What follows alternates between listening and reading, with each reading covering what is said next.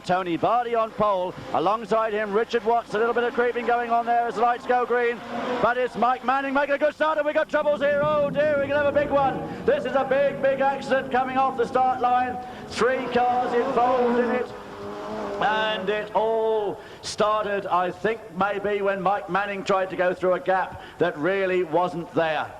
And only 2 cars have actually left the start lane. This is absolute mayhem here at Croft at the moment. Right, folks, we're going to take another look at that, and we're going to do it with a slow motion, I think, replay. See if we can see what happens.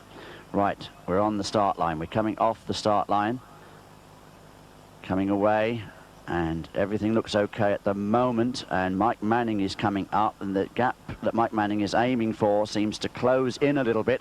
He touches the back of the Lada Samara. The Lada Samara goes across his bows, just touches Tony Bardy, sends Tony Bardy across back towards the outside of the track, hits the Lada Samara, which in turn launches Mike Mantell's car into the barrier, and then behind it all we can see that Mike Manning is spinning around behind the Samara, and the Lada Samara looks as though it's come out of it by far the worst, and Roger Newbold and Tony Bardy seem to be the only 2 cars that have escaped to that incident. So number 34 down there, Roger Newbold on the back of the grid, number 900, Martin Tinker, but the man on pole, there you see him, number 26, Tony Bardy. And it's going to be this old rivalry between these 2 Yorkshiremen, I'm sure, Tony Bardy and Roger Newbold, and Martin Tinker's going to try and make it 3 if he can, as the lights go from red to green, and as they get away we can see that the little Renault making a very quick start to come up and almost challenge for the lead as they go down into that first corner, but Tony Bardy just about hangs on. He just hangs on to the lead. Martin Tinker tucks into 3rd place as they go round Checkers Corner and up into the old chicane for the first time. And it's Tony Bardy in the Vauxhall Dealer Sport Astra GTE from the Microm Engineering mid-engine Ford-powered Renault.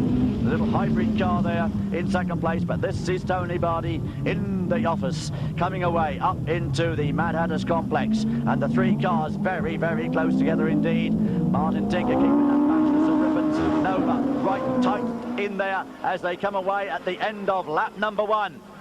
Tony Bardy, Roger Newbold, Martin Tinker. Well, certainly Martin Tinker will be taking full advantage of this opportunity to race with the 2 most successful men in British Rallycross for the past 5 years in the Division 2 category. Almost the past 6 years, I suppose, because surely one of these 2 drivers is going to take the championship again this year.